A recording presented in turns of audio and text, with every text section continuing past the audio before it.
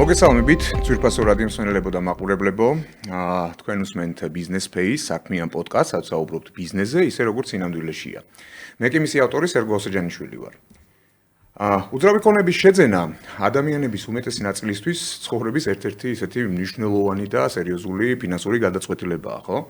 და ხშირად ბინები ჯერ კიდევ ისეთი მშენებლობის, ასე ვთქვათ, ეტაპზე იყიდება და რეალურად იმის ნაცვლად რომ დავინახოთ რაღაც უკვე აშენებული და შემდგარი პროექტი, ხედავთ და გვესმის დაპირება, ხედავთ კონტრაქტს და რეალურად რაღაც იმ მისაღებ შედეგს ველოდებით, რაც უნდა მივიღოთ საომავლოდ.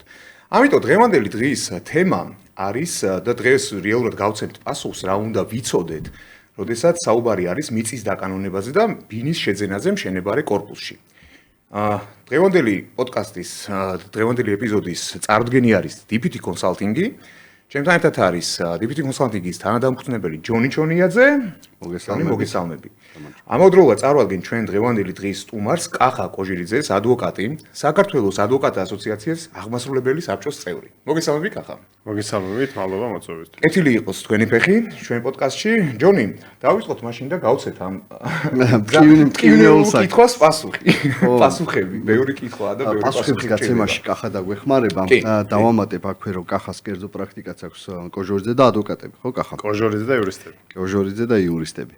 ესე ქვია ჩვენს იურიდიულ კომპანიას. მშვენიერი და ამ მიმართულებით მუშაობენ. მოკლედ კიდევ ერთხელ მინდა ხაზი გავუსვა რომ ჩვენთან სტუმრები ვინც მოდიან ჩვენ რუბრიკაში განსაკუთრებით შენთანაც იგივეა, მაგრამ აქეთ განსაკუთრებით ყველას აქვს ძალიან დიდი პრაქტიკული გამოცდილება, ამიტომ ის ხალხი, რასაც ვინც ჩვენთან სტუმრად მოდის და გვიზიარებენ თავის შეხედულებებს, არის პრაქტიკაზე, ცოდნაზე და გამოცდილებაზე დაფუძნებული. ყოველ შემთხვევაში აქამდეც ეგრე იყო. აქამდეც ეგრე იყო და მე პირობა ვხდები რომ ასე გაგრძელდება და დღეს კახა მოვიყვანეთ ძალიან მნიშვნელოვან საკითხებზე სასაუბროდ, როგორიც არის მშენებარე უძრავი ქონების შეძენა, ბინები ძირითად შემთხვევაში ხო და უძრავი ქონების დაკანონება კიდევ.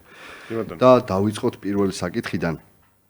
მშენებარე კორპუსებში ბინის შეძენა და ეს პროცესი გამოცდილებიდან გამომდინარე რომ ვისაუბრო, დაიწყო შემდეგნაირად რომ რაღაცა კონკრეტულ ადგილზე მომეწონა კონკრეტული მშენებლობა, კონკრეტული ბინა, პროექტი ვნახე, ფასი გავარკვიე და შემდგომ იწყება ურთიერთობა ამ შემთხვევაში მშენებელთან და ურთიერთობა იწყება იმგვარად რომ ჩემი შემთხვევა ეგეთი იყო, ოფისში მივდივარ, მაძლევენ ხელშეკრულებას ხელმოსაწერად, მაგრამ ჯაბანი არ დავხვდი და ვთხოვე რომ მეილზე გამოეგზავნოთ ხელშეკრულება რომ წამეკითხა.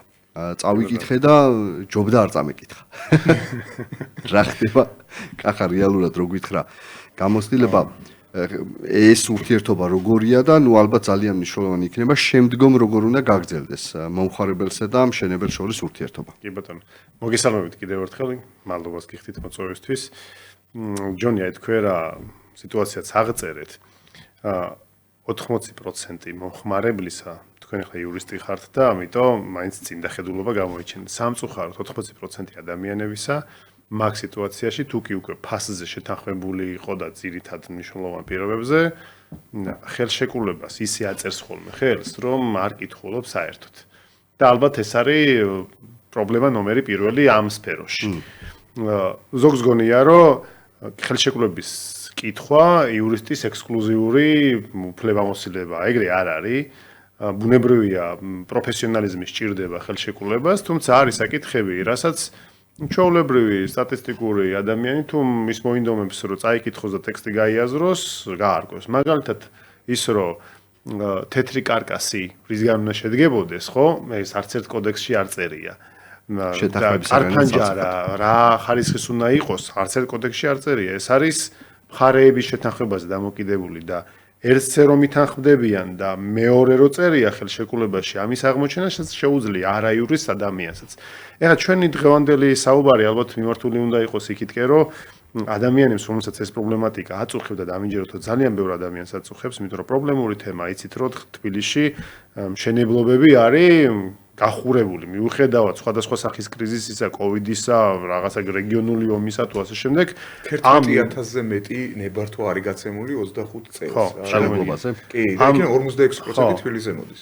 და აი ამ პროცესში ეს პროცესი არ გამშენებლობის პროცესი არ გაჩერებულა, მშენებლობა კორპუსების განსაკუთრებით თბილისში დღეს ითვლება ერთ-ერთ ყველაზე უფრო ესეთ აქტიურ წარმატებულ საინტერესო ბიზნესად, მაგრამ ამ ბიზნესს სამწუხაროდ ყავს დაზარალებულები რიგითი მოქალაქეების სახით, რომლებიც იძენენ ბინებს და შემდეგ აღმოჩნდებიან ხოლმე დაზარალებულები. ბევრი რამე არის მათი ბრალიც, იმიტომ რომ თავიდან არ დაუკვირდნენ ძალიან ბევრ დეტალს, ბევრი რამე არის თვითონ კომპანიის ბრალი, სამწუხაროდ. ხო, მომხმარებლის დონემდე პასუხისგებლობის დაყვანა ცხადია, რომ ხელშეკრულებას უნდა გაეცნო რაზე ეთანხმები რა, მაგრამ ალბათ მოლოდინი აქვს ხოლმე რომ ბინას რომ შეიძლება კეთილსინდისიერი იქნება, მაგრამ ნუ ჩვენთვის ახლა თლად იურისტი ვარ და წავიკითხე და კარგად გავიგე ყველაფერი ეგრეც არისო, იმიტომ რომ ამ სფეროში გამოსდით ხალხს თხოვე დახმარება, რომ რადგან იმ სფეროში მუშაობდა და თავად იყო ერთ-ერთი მშენებელის იურისტი და თვითონ აკეთებდა მსგავსი შინაარსის ხელშეკრულებებს, უფრო ეცოდინებოდა ის დეტალები, რაზე უნდა მიმექცია ყურადღება და ეგ ყოველთვის ეგრეა რა, ნებისმიერ სფეროში რაღაც არის წვრილმანი დეტალები, რასაც ყურადღება უნდა მიაქციო. კახაი. აი ეგ ბოდიში რო გაწყვეტინე, ეგ რჩევა უნდა მივიცეთ, ალბათ ერთ-ერთ ნომერ პირველ რჩევად, რომ აი თქვენ იურისტი ბრძანდებით და მაგის მიუხედავად, ვინც უშუალოდ ამ სფეროში საქმიანობს, პრაქტიკა ვისაც აქვს, იმას შეეკითხეთ რჩევა, ხო და ალბათ მოქალაქეებსაც უნდა ურჩიოთ, რომ სანამ საკითხი გაპრობლემდება და მე ბევრად ძვირია იურისტის მომსახურება სასამართლო დავიზროს, ხო? აი ხელშეკრულება თუ კი იქ რამე საეჭვოს ნახავთ, ან რაღაც გაუგებარი ტერმინი იქნება, მაშინვე ჯობია, რომ ვინც ამ სფეროში საქმიანობს, იმ იურისტთან მიბრძანდეთ, ეს ხელშეკრულება მიიტანოთ და მისგან მოისმინოთ რჩევა. არა, სახით ცვლილებები შეიძლება შევიდეს ამ ხელშეკრულებაში, რომ თუ ბოლომდე არა, მაინც რაღაც დონეზე რისკები შედარებით დაზღვეული იყოს. ზუსტად ეგ გამოცდილება მქონდა, რომ რაღაც დასაბუთებული არგუმენტი როდესაც წამოვიდა ჩვენი მხრიდან, რომ ეს პირობა არ არის მისაღები და ძალიან ან კაბალურია, ან არა ადეკვატურია, ან პასუხისმგებლობები შემწყიდველის მხარეს მეტია ვიდრე მშენებლის მხარეს და რაღაც გავათანაბროთ, ხომ? რაღაც გარანტია თქვენგანაც მჭირდება რო აშენებ, ხო?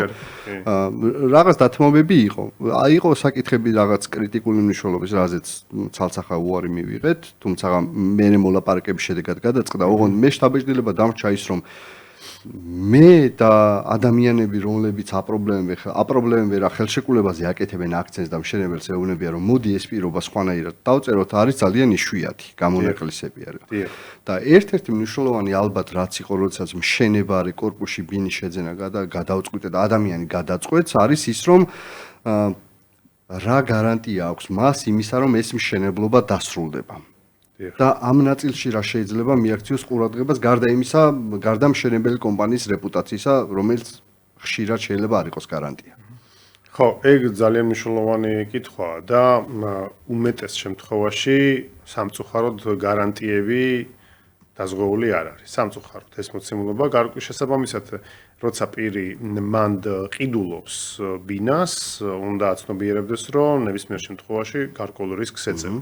ამიტომ ეს რისკი თუ ბოლომდე ხელშეკრულების დაზღვევა ვერ ხდება, მაინც შეიძლება რაღაცების მოფიქრება, რომ რაღაც დონეზე დაზღვეული იყოს ეს რისკი. მაგალითად როგორ?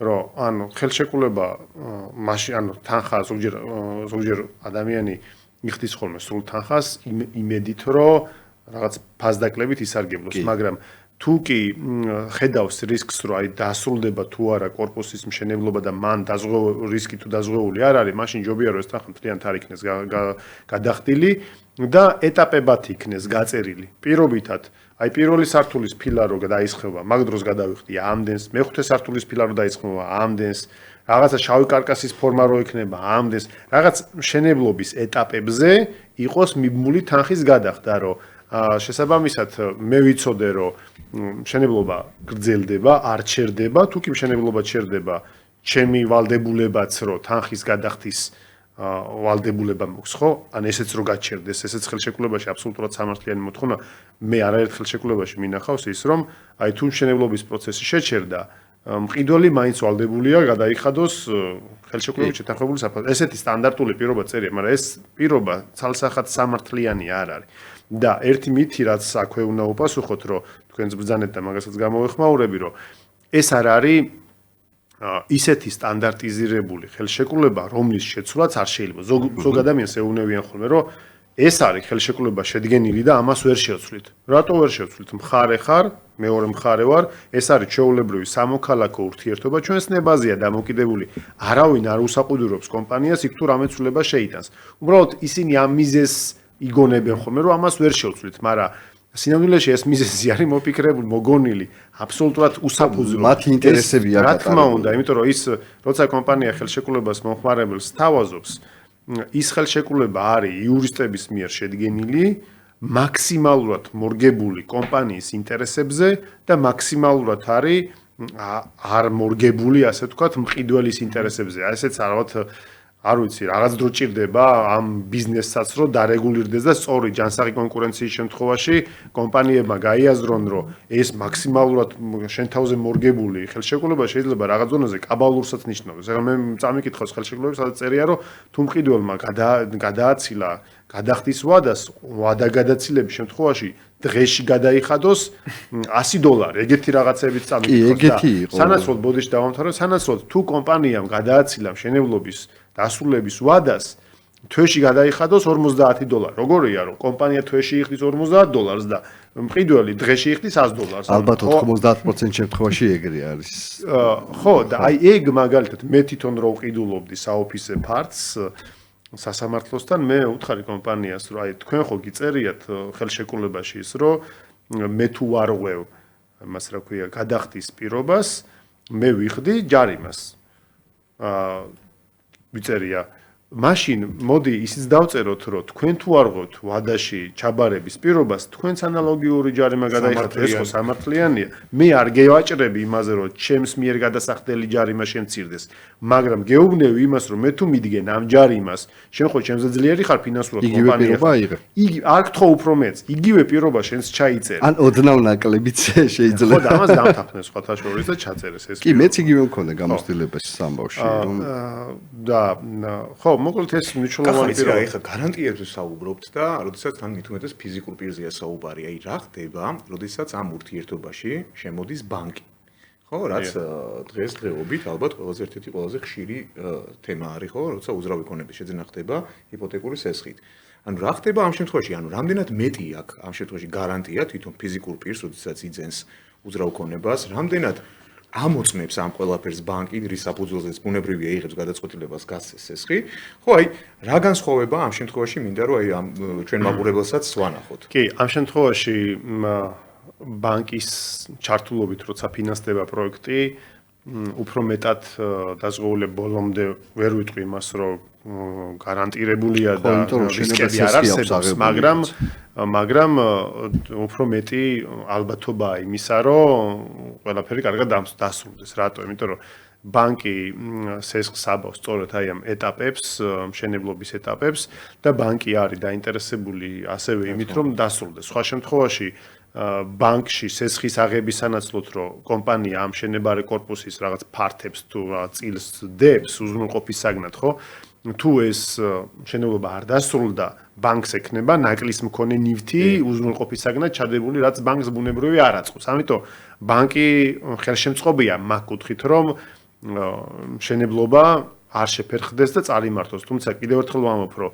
მხოლოდ ის მომენტი რომ ბანკი არის ჩართული ბოლომდე გარანტირებულს არ ხდის, მაგრამ ბანკის ჩართულობა ზრდის უფრო მეტად აზღავს, ასე ვთქვათ, მოხმარებლის და მყიდველის. წეგან საუბრობდით ზუსტად ბანკის მიერ მომზადებულ ხელშეკრულებაზე გაგიზიარე შეხედულება, ანუ რო განმარტოთ ამბავი როგორ არის, როდესაც მშენებარე კორპუსში ჯერ არ არსებული უძრავი ქონების შეძენა ხდება, რომელიც უნდა აშენდეს, ხომ?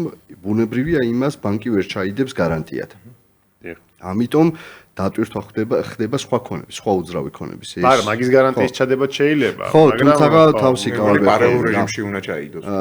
შეფასება ყოველ შემთხვევაში ისეთი არ აქვს, პირობითად ცესხი თუ 300,000 ღირებულებას ეგ ვერ ექნება, რაც პოტენციური ღირებულება უნდა გახდეს. ეგ ერთი კომპონენტი. მეორე კომპონენტი ხა წეგან კახას უზიარებდი, ჩემ მეგობარს აქვს ეგეთი მსგავსი პრეცედენტი, რომ ყიდულობს ბინას კორპუსში, რომელიც ფინანსდება ბანკის მიერ შესაბამისად იმ ბანკის იპოთეკური სესხი თუ იყიდი კონკრეტულ უძრავ ქონებას საშეღავათო პირობები გაქვს, ალბათ კვადრატული მეტრის ღირებულება ცირდება სტანდარტულისგან განსხვავებით. ბანკთან არის რაღაც კანონი. ბანკთან არის ხო, მოლაპარაკება, ოღონდ ბანკს ესეთი პირობა უდევს ხელშეკრულებაში, რომ თუ მშენებელი ვერ დაასრულებს მშენებლობას, უძრავი ქონების მესაკუთრეზე გადადის ეს ვალდებულება. და აგერ საპასუხი იმისა, რომ ნაკლიანი ნივთის დატოვება არც ფინანსურ ინსტიტუტს არ უნდა და ბუნებრივია ისიც აფასებს რისკებს. ხო, ძალიან მნიშვნელოვანი კომპონენტები არის. ხო, ამ რისკებზე როცა ვსაუბრობთ, ერთი რჩევა მიცეთ კიდევ მყიდველს, რომ როცა ყიდულობენ, აუცილებლად საკადასტრო გარკვეულ საკადასტრო ქონების საკადასტრო კოდი, ზოგჯერ არის ხოლმე რომ ხელშეკრულებაში წერია, რომ იყიდება ამადამ სართულზე მდებარე ესა და ეს ნომერი ბინა. მაგრამ საკადასტრო კოდს არ აძლევენ მყიდველს და ეუბნებიან რომ ჯერ აი შენ გადაიხადე პირობითად ნასყიდობის საფასური 70% და მერე დაგარეგისტრებ საჯარო რეესტრში, მაგრამ ამ შემთხვევაში მყიდველი არ არის დაცული რისგან. ნახეთ, მე არ ვამბობ და შეურაცხყოფას არ მივაყენებ ყველა კომპანიას, მაგრამ გამომდინარე იქიდან რაც მე პრობლემები მინახავს, ხო? ყოფილა პრაქტიკაში შემთხვევა, რომ ერთი და იგივე ბინა რამდენჯერმე არის გადაყიდული. ხო, თქვენს გაგიგიათ ახლა ალბათ, ხო? აი 4ჯერ არის გაყიდული ერთი და იგივე ბინა და საკადასტრო კოდი თუ ნასყიდობის საგანს არ აქვს, ეს აძლევს არაკეთილსინდისიერ მხარეს, რომ პირობითად რო წერია მე ხელშეკრულებაში წერია, რომ ვიყიდე ბინა მე-9 სართულზე 37 კვადრატი, მაგალითად. ეს ხო არსად არ ფიქსირდება რეესტრში. იგივე ხელშეკრულებაა, რომ შენ დაგიდონ, შენ არ გეცოდინება, რომ იგივე ბინაზე მანამდე მე მაქვს ხელშეკრულება დადებული და მე იგივე რო შენ დაგიდონ, არ შენ არ გეცოდინება და მე უკვე როცა უკვე კორპუსში შესვლის დრო მოვა, შეიძლება ერთად მივიდეთ და 4-ივესი იყოს. ხო და მან უკვე მე სხვა წესებია, ვისი არის რეალურად. მე 4-ივე მოდის თქვენთან ოფისში.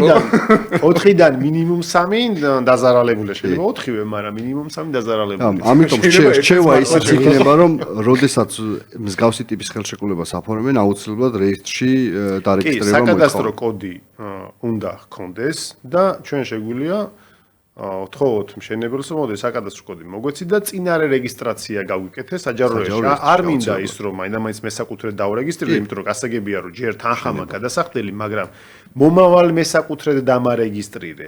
ეს ნიშნავს იმას, რომ საჯარო რეესტრში კომპანია რჩება, ანუ გამყიდველი მხარე რჩება ამ ბინის მესაკუთრედ და მყიდველი რეგისტრირდება მომავალ მესაკუთრედ და მისი საბოლოო რეგისტრაცია მესაკუთრედ დამოკიდებულია პირობაზე, რომ თუ გადაიხდის თანხა სრულად, მერე უკვე დარეგისტრდება სრულყოფილ მესაკუთრედ, მაგრამ მანამდე მომავალი მესაკუთრეა და იგივე ბინას უკვე სხვაზე თუ მიყიდის, იმ მყიდველს ამოუვარდება, რომ რეესტრში მე ვარ დარეგისტრებული და შესაბამისად ჩემი უფლება ამ ფორმით დაცულია უფრო მეტ. ხო, ერთი შეხედვით ისეთ პრიმიტიულ საკითხებზე ვსაუბრობთ, რომ რეესტრში გადამოწევაზე, რომელიც საჯაროა და ყველასთვის ხელმისაწვდომია საკადასტრო კოდზე და ასე შემდეგ და ასე შემდეგ, თუმცა როდესაც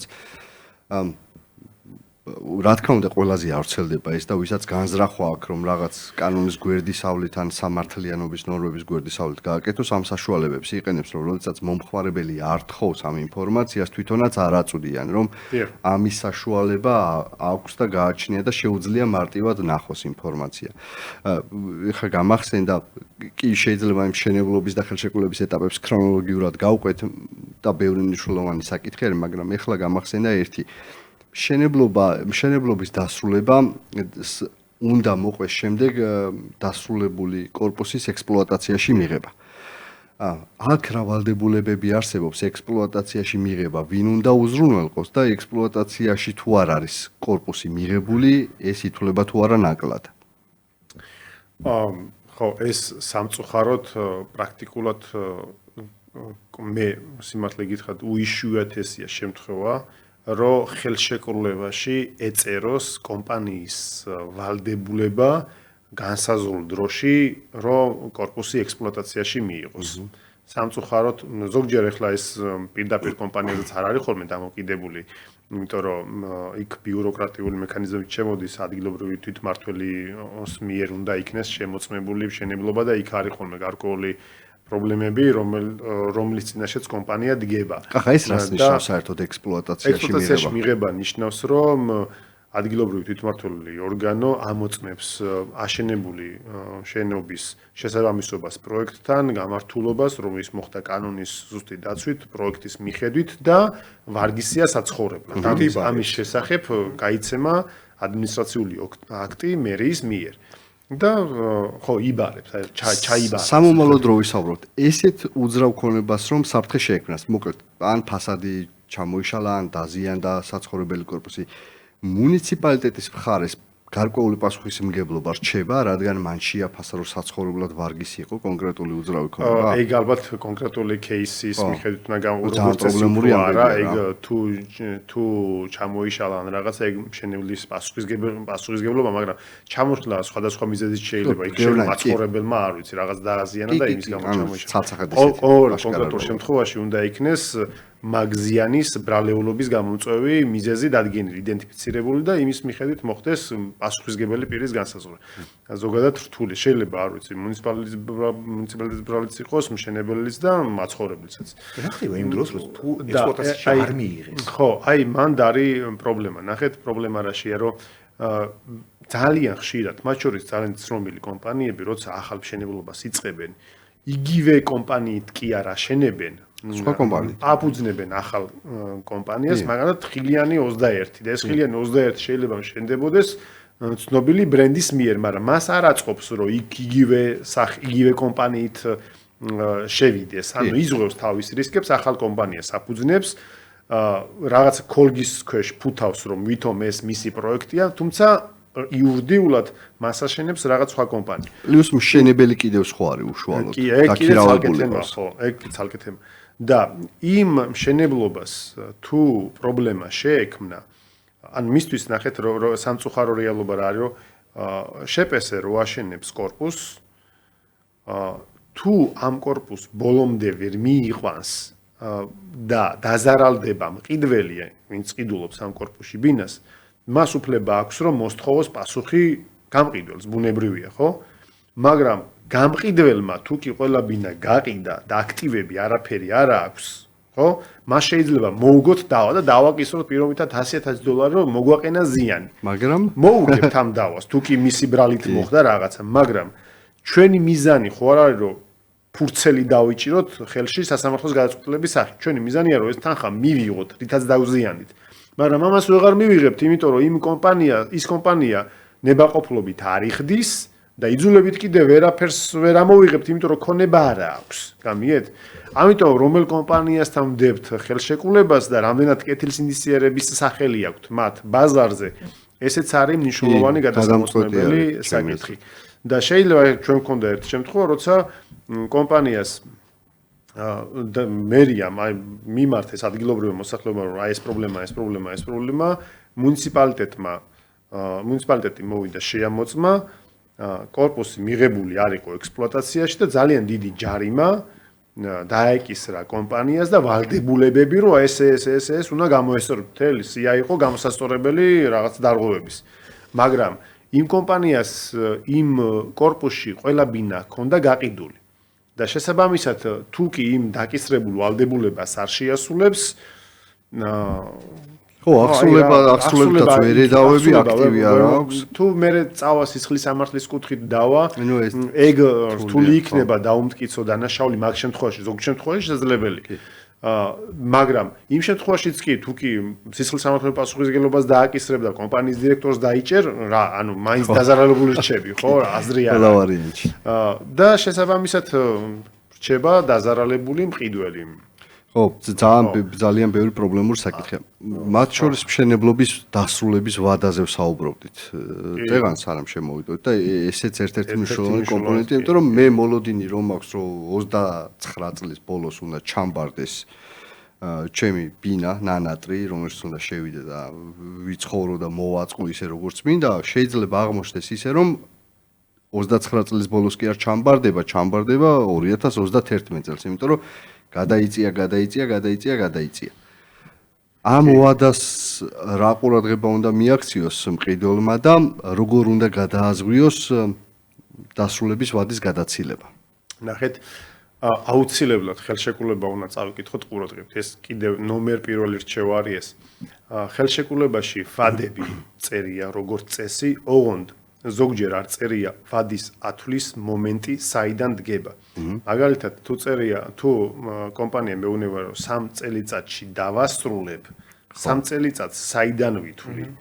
ზოგი მე ამბობს რომ ეს არ არის განსაზღვრული 3 წელიწადს საიდან ვითვლი და მე ამას ვითვლი იქიდან რა ქვია შენ ამისა რა ქვია პირველი სართულის ფილის დასხმიდან რატო უნდა ვითვალო აქედან არ ვიცი არ სადარ წერია მაგრამ წესით ვადა ითვლება მშენებლობის ნებართვის გაცემიდან ხო რომ იმ პერიოდში უნდა დავასრულო მაგრამ ეს თუ სპეციფიკურად ხელშეკრულებაში კონკრეტულად თუ არ წერია манипуляციის საშუალება ეძლევა მეორე მხარეს ამიტომ აუცილებლად ვადის განსაზღვრასთან ერთად უნდა იყოს მითითებული ვადის ათვლა როდის ხდება და როდის არის მშენებლობის დასრულების ბოლო ვადა კონკრეტული თარიღიც ხო საკმარისი იქნება რომ ამ დროს ჩაგაბარო ეგეც შეიძლება რომ საიდან ვითვლით თუ ვადას ეგ თუ არ წერია ის მაინც უნდა ეწეროს რომ ჩაბარდება 2029 წლის 27 იანვარს პირობითად და მე ხდება ხოლმე რომ აი თუ არ ჩაბარდა მაღაზე პასუხისგებელი ხო არის კომპანია ანუ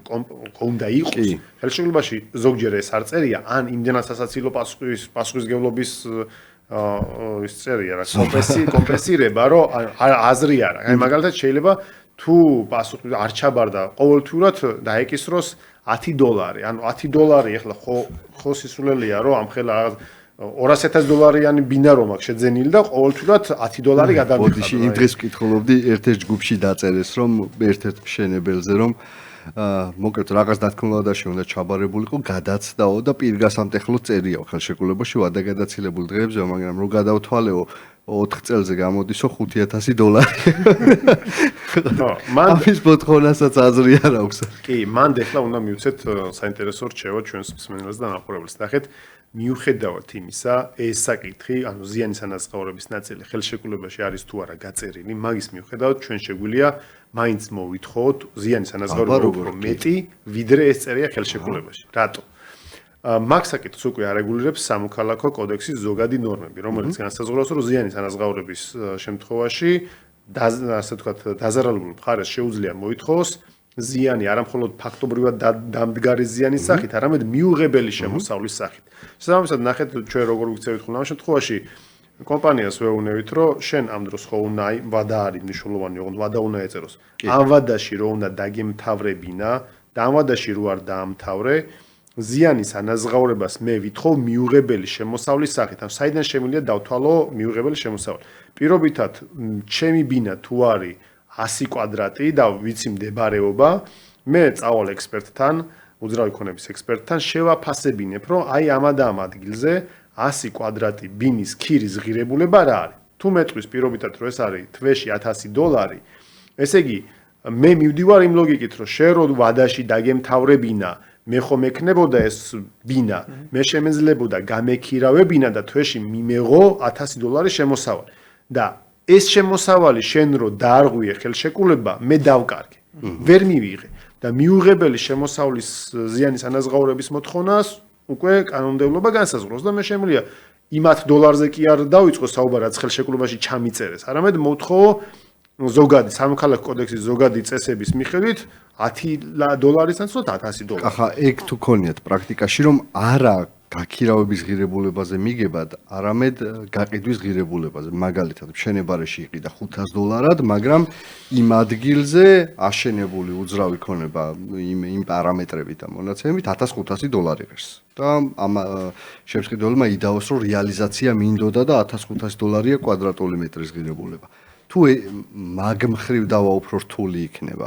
იმიტომ რომ ის რვანდაც არის ლოგიკა ბუნებრივია, ანუ შეიძლება მე გასაქირავებლად არ ვიყიდე და რეალიზაციისთვის ვიყიდე. ესეც არის ინტერესი ბუნებრივია მყიდველის და შენ თუ დაადასტურებ იმას, რომ მაგ ფასად გაყიდვადია და ეს რეალისტურია და მე გავყიდიდი და პირობითად თრიანობას ჩემს მიერ გადახდილი თანხა განვადებით დასყიდობის დროს იყო $80,000 და მე ვყიდიდი ამას $130,000-ად, ანუ $30,000 მიზარალია, ხო?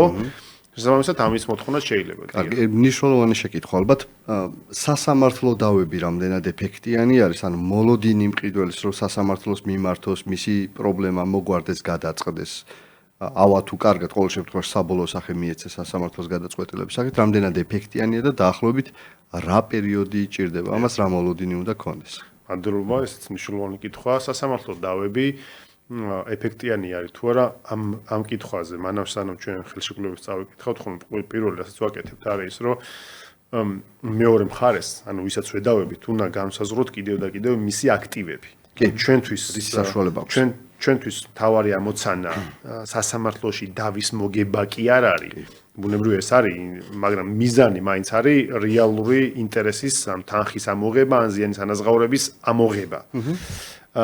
როგორც წესი, მყიდველს ამ შემთხვევაში საფუძველი აქვს ხოლმე, რომ ეგეთ კომპანიას, რომელმაც არასწორი ხელშეკრულება შეუდგინა, კაბალური შეუდგინა, მე არ შეუსულა, ის კაბალურიც კი არ შეასულა. ბოდიში შეგაწყვეტ, იმიტომ რომ მანამდე ხელშეკრულებაზე მხარეები რაზე შეთანხმდებიან, კაბალურია თუ არ არის და ინტერესები როგორ არის, მხარეთა შეთანხმება და არ არეგულირებს სხვა რაიმე კანონი ან ნორმატიული აქტი, ხო? იმიტომ რომ თუ სასარგებლო პირობა ჩაიწერა და მე დაგეთანხმე, ამას არ მიზღუდავს. თუ არ და ამორალური, იქ შეიძლება დარეგულირდეს სამოქალაქო კოდექსი, მას სტანდარტულად ეს სამოქალაქო ურთიერთობა, თავისუფალი ნება, მხარეები თავისუფლები არიან, დადო ნებისმიერი შინაარსის ხელშეკრულება, რაც პირდაპირ კანონით არ არის აკრძალული და იქ პირობებს კანონი ვერ დაგიდგენს პირდაპირ მხარეებზე არის დამოკიდებული. მაგრამ მე რას ვამბობ, რომ ეს კაბალური ხელშეკრულებაც ხო უნდა შესრულდეს და იმასაც რო არასრულებს ზიანს ხო მაყენებ და მე შემიძლია ვიდაო ესეთი ტიპის კომპანიის წინააღმდეგ და მოვიგოთ ეს საქმე. მაგრამ ხო, მაგით ვიწყებთ ხოლმე ჩვენ ამ საკითხის სტრატეგიას, როცა განსაზღვროთ, რომ ამ კომპანიას აქვს თუ არა აქტივები, რომ ნებაყოფლობით თუ არ ამინაზღაურებს სასამართლო დავის მოგების შემთხვევაში ზიანს, მერე გაუყიდოთ ის აქტივები და მივიღოთ შემოსავალი. ან პირველი მაგით უნდა დაიწყო, რომ სიტყვაზე დაუყადაღო თუ რამე აქვს, რომ გარანტირებული იყო ახლა მაინც რომ სასამართლო დავას რომ მოიგებ, მერე რეალურად მიიღო ის სარგებელი, რაც შენ არ მიგაღებინეს იმ ხელშეკრულების შეუსრულებლობის გამო. და ბუნებრივია მანდ შანსები არის ეს ტიპის დავების მოგების, მაღალი შანსები თუ რაღაც საშუალო დონის იურისტმა თუ სწორად აწარმოა საქმე, მას მოგებთ. თუმცა ხო, რა თქმა უნდა, იურისტი ვინ იქნება და ადვოკატი ვინ იქნება, ბუნებრივია ეს მნიშვნელოვანი საკითხი.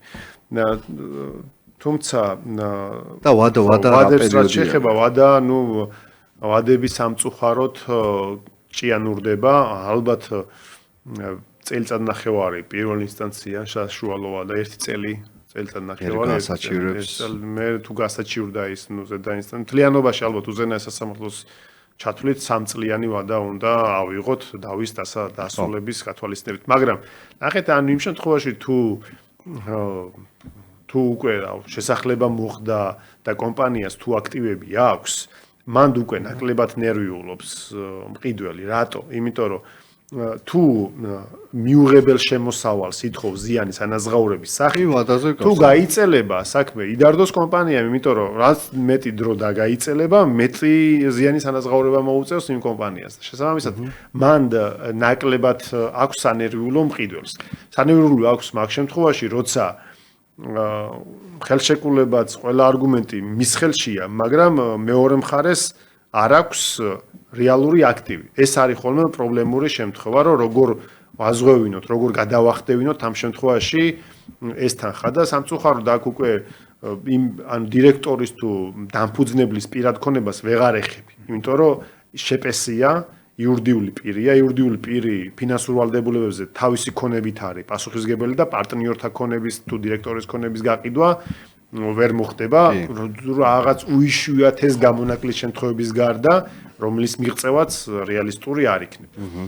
თუ რამე ხო არ გამოგჩა ამ საკითხებში მნიშვნელოვანი და კრიტიკული, რაზეც შეიძლება ყურადღება გაამახვილონ და ნუ ზოგადად მნიშვნელოვანი თემა მთლიანად, რომ მეორე საკითხზე გადავიდეთ თანდათან. ხო, არა, მე მგონია ეს ისე რომ წაიკითხეთ ხელშეკრულება, კონსულტაცია. მოითხოვეთ საკადასტრო კოდი, გააფორმეთ თავიდანვე რეესტრში დარეგისტრირდით მომავალ შემძენად, სრულად არ გადაიხადოთ თანხა, კონსულტაცია თავიდანვე გაიარეთ კვალიფიციურ ადვოკატთან, ეს ჯობია დაგიზოგავთ ხარჯებს, ვიდრე მერე იდაოთ სასამართლოში გრძელვადიანი სარჩელით. განსაზღვრეთ, რამდენად რეპუტაციული კომპანია არის, შეამოწმეთ მშენებლობის მიმდინარეობის პროცესი. მე ერთი შემთხვევა მქონდა, ჩემ მეგობარს დაემართა ეგეთი რამე, რომ თვითონ საზღვარგარეთ ცხოვრობს და დედამ გაუკეთა საჩუქარი და მშენებარე კორპუსში უყიდა ბინა, თან ერთიანად გადაიხადა შვილს დაბადების დღეს საჩუქარი გაუკეთა და თლიანი $50,000 თუ სწორად მახსოვს გადაიხადა და აღმოჩნდა, რომ ეს კორპუსის მშენებლობა საერთოდაც დაწყებული არ არის. და იმ კორპუსში დაახლოებით 300 ადამიანი იყო მსგავსი სახით მოწყობილი. ემიგრანტებს სამწუხაროდ ხშირად ემართებათ ხოლმე ესენი, რომ იქიდან რო ყიდულობენ, აქ ვერ ამოწმებენ, მოწყვეტილები არიან აქ შემოწმების შესაძლებლობას და მათ უნდა უთხრათ, რომ რა ვიცი, ახლობლები ყავთ, ოჯახის წევრები, იქ რომ მიდიხარ და წლებს რო ანდომებ დანაზოგის გაკეთებას, მერე დაფიქრებული გადაწყვეტილება ჭირდება ამ თანხის ინვესტირებას. ხო, ანუ სწორად შეგიძლიათ ამ შემთხვევაში ემიგრანტებს რო დაეხმაროთ მსგავს საკითხებში. ჩვენ შეგვიძლია მაგალითად მივაწოდოთ ინფორმაცია ამ კომპანიის აქტივების შესახებ, მივაწოდოთ ინფორმაცია ამ კომპანიის საქმიანობის შესახებ, შევისწავლოთ, მოკლედ შეუფასოთ რისკები. გაუკეთოთ კარგი ხელშეკრულება, რომ მაქსიმალურად დაცული იყოს. გაუკეთოთ ისეთი ხელშეკრულება, რომელიც პირდაპირ საჯარო რეესტრში დარეგისტრების საფუძველი გახდება და დავაზი არ მოგმართავთ. ხო, ან ძალიან საინტერესო შეკითხვა მომწერეს. ასევე მათ შორის გავაკეთოთ ის, რომ აი მაგალითად რო წერია თეთრი კარკასის მდგომარეობაში ბარდება ეს ძალიან ზოგადი ჩანაწერი. თეთრ კარკასში ვინ რას გულისხმობს ეს გახო რა მოჭიმულია ტაკი კარფანჯარა უნდა იყოს თუ არა, ბუნებრივია უნდა იყოს მაშინ რა თეთრ კარკასში, მაგრამ ეს კარფანჯარა მეტალოპლასმასის იქნება თუ ალუმინის და ის მეტალოპლასმასის რა ხარისხის იქნება, ეს მნიშვნელოვანი დეტალებია. სადარბაზო მოწესრიგებელი უნდა იყოს, რა ფორმით უნდა იყოს მოწესრიგებული, როგორი მოაჯირი უნდა იყოს, როგორი კიბე უნდა იყოს, იქ რა ფილა უნდა იყოს. ანუ მაქსიმალური დეტალიზაცია არის საჭირო ხელშეკრულებაში, რომ იყოს გაწერილი. რომ კონდეს პრეტენზიის წაყენების უფლება. ხელშეკრულება თუ არის ბუნდოვანი ზოგადი, გეტყვიან რომ აქ არ წერია და რას მე დავერ, ხო? რა თქმა უნდა. ხო და ამიტომ ჩვენი ამოცანაა, რომ მაქსიმალურად ბევრი კომპონენტი ეწეროს იქ, მაქსიმალური ვალდებულებები გქონდეს, ანუ რაღაცა ისეთი წარმოუდგენელი კი არა, რეალისტური ვალდებულებები, ვადები ეწეროს, პასუხისგებლობები ეწეროს და რითი ვაზღვროთ იმას, რომ მის მხარე თუ არ შეასრულებს ვალდებულებას, რა ხდება მე?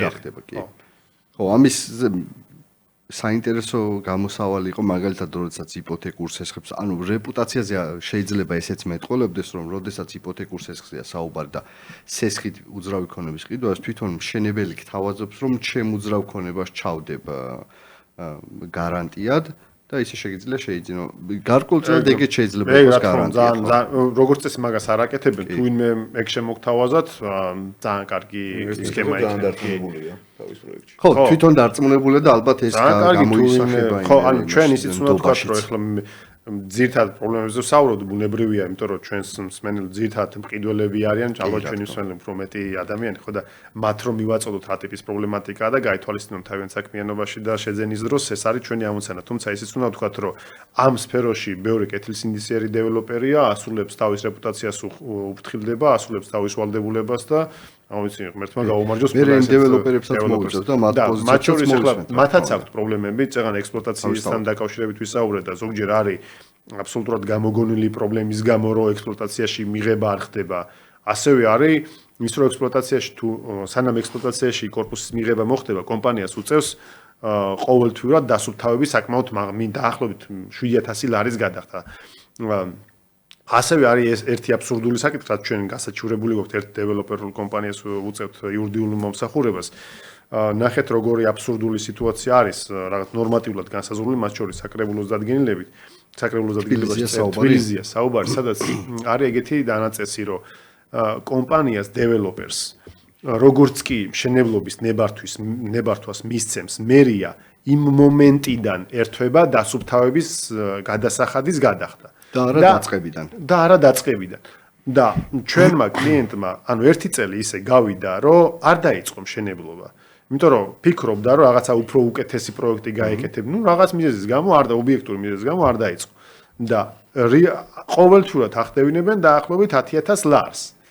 და რო ვეკითხებით, რომ რა სერვისს გვიწევთ, ანუ ხო არ ადასტურებენ და იქ სადაო არ არის, რომ მშენებლობის პროცესი არ დაწყებულა. თუ მშენებლობის პროცესი არ დაწყებულა, ისიც უდავოა, რომ ნარჩენები არ წარმოშობილა. თან ნარჩენები რომ წარმოშობილიყო, მაინც კომპანიას უნდა დაესუფთავებინა, მუნიციპალურ სერვისებს კი არა.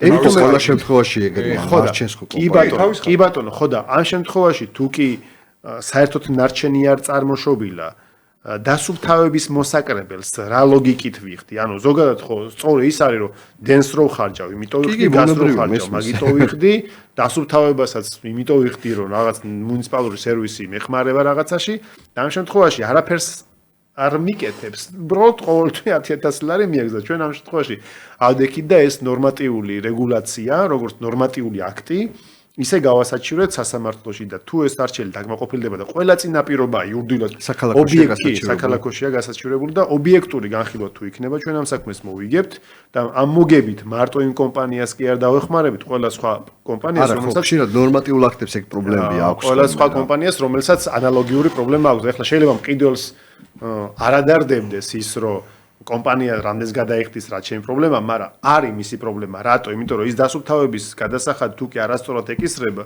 ის კომპანია მე ფასს ზრდის, რომ იქიდან გადაყიდული ბინიდან ამოიღოს. თვითღირებულებას აძვირებს ბუნებრივი ეს გადასახადი. ეგეც არ იყოს თანამედროვე კომპლექსები, სადაც არის იქ უკვე მომსახურებითაც შედიან მშენებლები. ან დეველოპერი მხოლოდ კი არ აშენებს, არამედ შემდგომ მომსახურებასაც გთავაზობს მართვაში. და იმ მართვის ღირებულებასაც გახდევინებს მოვლის პატრონობის დაცვის და ასე შემდეგ ბევრი დეტალია იქ. ძალიან საინტერესო შეკითხვა მომწერს და მეც მქონდა ეს შეკითხვა, უბრალოდ შეიძლება ცდებოდეს მშენებლობის ხარისხის შეფასება. და პირადად მე მაინტერესებდა სეისმურ მდგრადობაზე შემოწმება როგორ ხდება მშენებლობის და იქ ერთი მნიშვნელოვანი და საინტერესო პასუხი მივიღე რომ მშენებელიც თვითონ ამ მდგრადობაზე, უსაფრთხოებაზე და ასე შემდეგ შემოწმებას აკეთებინებს დამოუკიდებელ ექსპერტს, იურიდიული პირი იქნება ან ფიზიკური პირი იქნება და უკვე მისი პასუხისმგებლობა რამდენად სწორად შეაფასა ეს და შემდგომ ნებართვის მისაღება თუ სხვა სამართლებრივი თუ ფორმალური პროცედურებისთვის დამოუკიდებელი ექსპერტის მიერ გაცემული დასკვნები მიაქვს მუნიციპალიტეტი იქნება თუ სხვა ორგანოებში, ამიტომ ეს უსაფრთხოების საკითხი ცალკე კვლევის საგანი არის ალბათ. ბუნებრივია შემფასებლის პასუხისმგებლობა რამდენად სწორად შეაფასა, მაგრამ თუ შემფასებელმა სწორად შეაფასა და ამ სწორი შეფასების დროს თუ დარღვევა გამოვლინდა, ბუნებრივია ეს მშენებლის პასუხისმგებლობა. ხო, ნუ თავისთავად. ანუ ბეტონი თუ არ იყო სათანადო მარტიანობის და სათანადო ხარისხის ის ხო იზომება, გაზომვადია, ხო? და შესაბამისად იმ დასკვნაში შეიძლება დადგინდეს ეგ რომ არის ვერ იქნება გათვლილი პირობითად თუ არის ნებართვა გაცემული რომ ეს корпуსი უნდა იყოს 8 თუ 8 ბალზე გათვლილი პირობითად და ექსპერტი რო შეაფასებს აღმოჩნდა რომ არ არის სათანადო ნაწარმოები და მაგ ბალის მიწისძვრას ვერ გაუძლებს იმან უნდა დაწეროს ის რაც არის ეგ სხვათა შორის ეგ დამოუკიდებელი და პროფესიულად მაღალი და სანდო ექსპერტიზის არსებობა ერთ-ერთი პრობლემური საკითხი არა მხოლოდ ზოგადად ექსპერტიზის ნაწილში პრობლემები არსებობს. კარგით, გადავიდეთ შემდგომ საკითხზე. მე მგონი სხვა დროს. კი, რაღაცას მოვასწრებთ, ხო? ძირითადი პრობლემები ამ სფეროში რა არის და ვის შეიძლება უფლება წარმოეშვას უძრავი ქონების რეგისტრაციაზე ვსაუბრობთ. რა ქონებებზეა ძირითად ხშირ შემთხვევაში მომართვა და საუბარი? ხო, მოკლედ მანიშნე. ესე იგი ეს корпуსების თემა იმდენად საინტერესო იყო, რომ ბევრ საკითხს შევეხეთ და ცოტა დრო დაგვრჩა. მაგრამ შევეცადოთ, რომ უფრო მოკლედ ვისაუბროთ, ან საუბრობთ ჩვენ მიწებზე, საკუთრების უფლების აღიარებაზე, საქართველოში მოქმედებს საკმაოდ საინტერესო საკანონმდებლო ბაზა, რომელიც დაინტერესებულ პირს აძლევს უფლებას და შესაძლებლობას, რომ თუ კი მართლზომიერ მფლობელობაში აქვს მიწის ნაკვეთი, ან თვითნებურად დაკავებული თუ აქვს მიწის ნაკვეთი და წლების განმავლობაში სარგებლობს. რამდენი წელია ეს გეტყვით. ესეთი მიწის ნაკვეთი გახდეს მისი საკუთრება. ანუ ამ შესაძლებლობას, ამ ზოგად შესაძლებლობას კანონი მოქალაქეებს აძლევს და იურიდიულ პირებსაც მათ შორის. მაგრამ უნდა აკმაყოფილებდეს ესეთი პირი კონკრეტულ მოთხოვნებს. რა მოთხოვნებია ეს? ესე იგი, როგორც გითხარით, ორი საფუძველი, ერთი მართლზომიერი მფლობელობა, მეორე თვითნებური დაკავება. მოდი პირველით დავიწყებ. მართლზომიერი მფლობელობის შემთხვევაში კანონით არის გაწერილი, რომ რაღაცა დოკუმენტი უნდა გქონდეს შენ, საარქივო ცნობა, კომუნისტების პერიოდში გაცემული მებაღის წიგნაკი, რაღაცა მიღება ჩაბარების აქტი, ბეჭდის გარეშე, რაღაც ეგეთი დოკუმენტი, საგადასახადო სია, რომელიც დაადასტურებს შენს უფლებას კონკრეტულ მიწის ნაკვეთზე და ამ შემთხვევაში შენ შეიძლება ჩაგთვალო მართლზომიერ მფლობელად და ის მიწის ნაკვეთი გახდეს შენი საკუთრება. იმ შემთხვევაში თუ ესეთი დოკუმენტი არ გაქვს და მიხვედი და თვითნებურად რაღაცა შემოღობე, შენ შეგიძლია გახდე ასეთი ნაკვეთის მესაკუთრეც, ოღონდ 2007 წლამდე უნდა გქონდეს ეს მიწის ნაკვეთი დაკავებული და მასზე უნდა გქონდეს შენობა აშენებული და ეს შენობა სხვათა შორის მე წერია და ამას არ აქცევენ ხოლმე ყურადღებას რომ ეს შენობა შეიძლება იყოს არამხოლოდ აშენებული და დღესაც ასე ვთქვათ შენობის ფორმის მქონე, არამედ მშენებარე თუ იყო იმ პერიოდში, ან თუ დაუსრულებელი იყო, ან თუ თუნდაც დაანგრეული თუ იყო. ანუ შენობის კვალი თუ 2007 წლის 20 სექტემბრამდე ამ კანონის ამოქმედებამდე თუ დასტურდება, მიუხედავად იმისა, შენ სხვა დოკუმენტი მიიღება ჩაბარების აქტი, რაღაც მებაღის წიგნაკი გააქვს, არ გაქვს, მაგის მიუხედავად შენ გეძლევა უფლება, რომ ესეთი მიწის ნაკვეთის მესაკუთრე გახდე. შეკითხვა მაქვს ერთი. 2007 წლიდან შენობა მისი ნანგრევი ან მშენებარი არის თუ არა? უწყვეტად ფლობას უნდა ადასტურებდე დღემდე ამ უძრავი ქონების? ეს არის ასევე პირობა, რომ უწყვეტად ფლობას უნდა ადასტურებდე, მაგრამ მანდ ძალიან მკაცრად არ უდგებიან. თუ შენ ადასტურებ ფლობას რაღაც თავში და ბოლო პერიოდში იგულისხმება, რომ პრეზუმპცია არსებობს, რომ შუა პერიოდშიც ფლობ. და მანდ ყოველ წელს რო ადასტურო ეს მფლობელობა, მაგას არ ითხოვენ, მაგრამ მანდაც ეგ პროცესია, რომ მოწმეები მიდის კომისია განიხილავს და მე კომისია გადაწყვეტილებს. ესე იგი, თუ თვითნებურად დაკავებული მიწა არის, მაგას იხილავს მუნიციპალიტეტებთან არსებული საკუთრებისმხლების აღიარების კომისიები, თუ მართლზომიერი მფლობელობა, მაგას იხილავს საჯარო რეესტრი. ესე იგი, ერთ შემთხვევაში მივმართავთ რეესტრს, მეორე შემთხვევაში მივმართავთ კომისიას, თუ არასწორად მივმართეთ რომელიმე ორგანოს, ეგეც არ არის დიდი პრობლემა, იმიტომ რომ ის ორგანო ვალდებულია, რომ კომპეტენტურ ორგანოში გადააგზავნოს ჩვენი საქმის მასალები. ერთი ეგეთი შემთხვევა გამახსენდა. ერთ-ერთი მუნიციპალიტეტი არ დავასახელებ, ჩემ მეგობარს ჰქონდა წარმოება და გავართხილა, რომ საშინელება ხდება მეთქი და დიდი ხანი რო ვერ მიიღო პასუხი, მივიდა და შენი საბუთი რომელიაო და ზედიდგა თანამშრომელი ამის საბუთი. ეგეც ხდება ხოლმე ვადების ამბავში. ეს ხო, ჩვენ გვეცინება, მაგრამ რეალურად არა ხო, არა ხო, რეალურად ეგ არის სამსახურებრივი გულგრილობა, რაც სისხლის სამართლის კოდექსში წერიან, დანაშაული რა, მეტი კი არაფერი არ არის, ანუ შენ რო გევალება, რომ იმ მოქალაქეს კვალიფიციური პასუხი გასცე რაღაც ვადაში და შენ რო იმ დოკუმენტებს ზედადგი ხარ ფეხსაცმლით, ხო?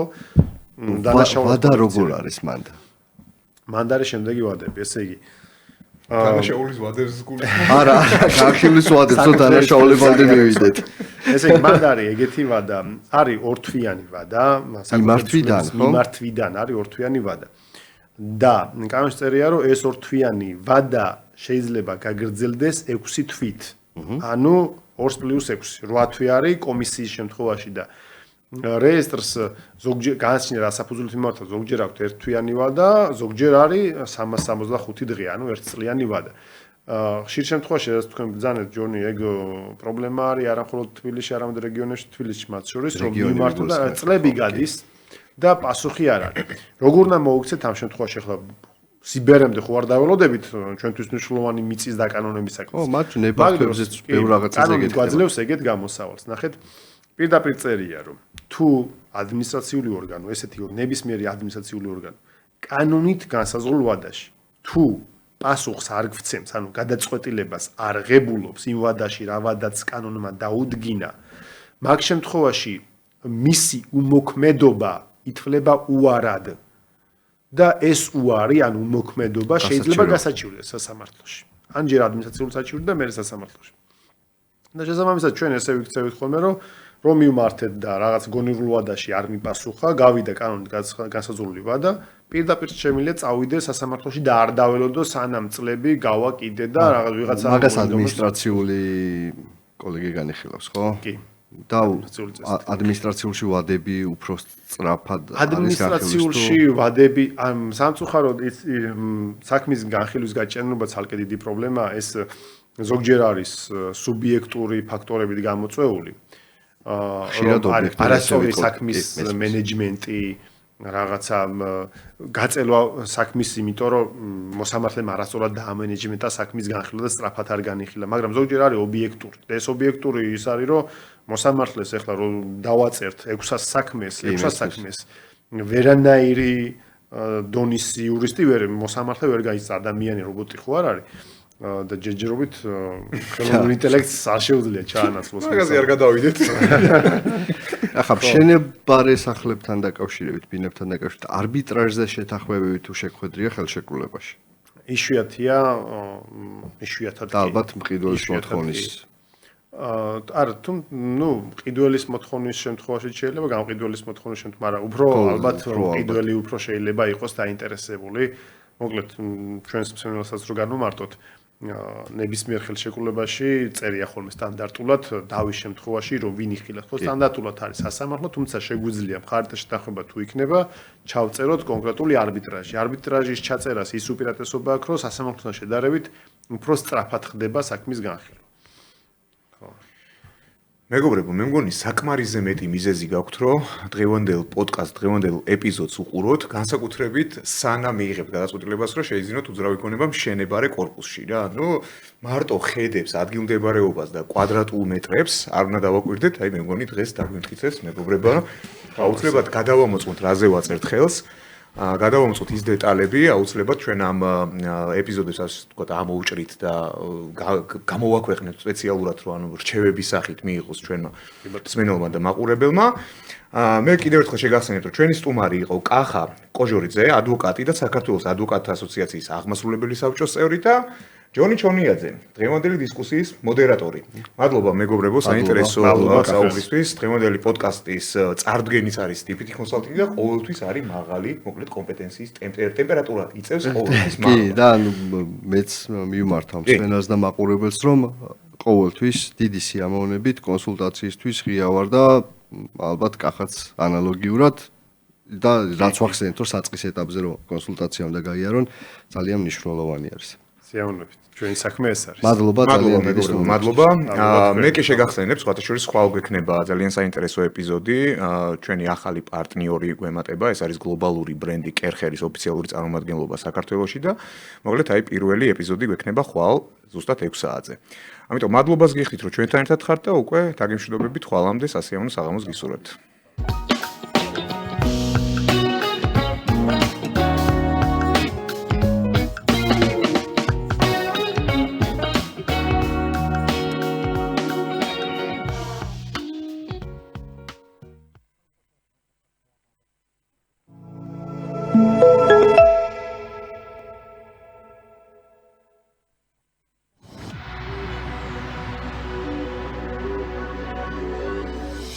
IT Tech, თქვენი ბიზნესის IT ინტეგრატორი.